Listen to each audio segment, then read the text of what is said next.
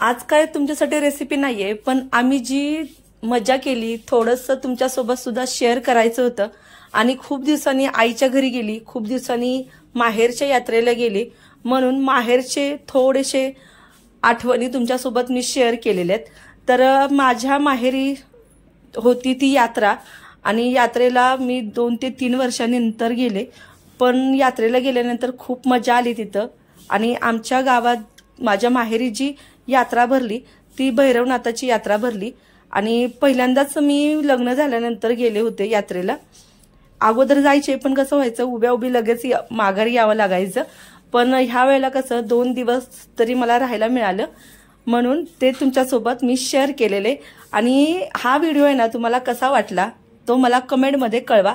आणि आम्ही सगळ्या बहिणी म्हणजे माझ्या सख्या बहिणी आम्ही सगळे एकत्र आलो, खूप मजा केली, खूप धमाल केली यामध्ये.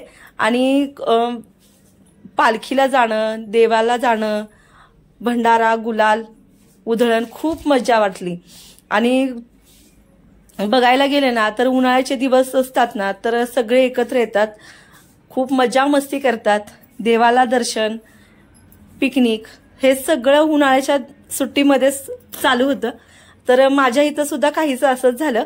आणि आम्ही सगळ्या बहिणींनी आहे ना देवाला जाण्याचा अगोदरच प्लॅन केला होता. पण काय झालं, थोडं थोडं प्रत्येकाच्या काही नाही काही अडचणी असायच्या, पण त्या अडचणी मात करून आम्ही आहे ना सगळ्या बहिणी एकत्र आलो, खूप मजा केली. आणि मी माझ्या माहेरची जी मुधाई देवी आहे ना तिथं सुद्धा गेली. आणि ही मुधाई देवी आहे ना खरंच खूप प्रसिद्ध आहे.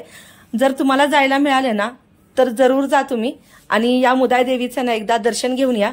आणि मुधाई देवीचं दर्शन घेतल्यानंतर मला कमेंट करून नक्की कळवा की तुम्ही सुद्धा मुधाई देवीला जाता का.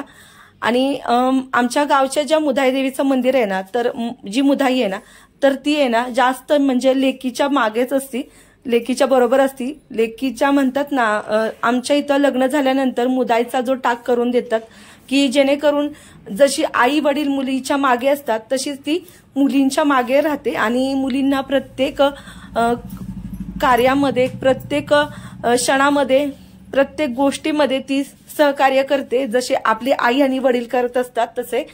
तर हा व्हिडिओ कसा वाटला तो मला कमेंट करून नक्की कळवा. चला तर मग भेटूया असे छान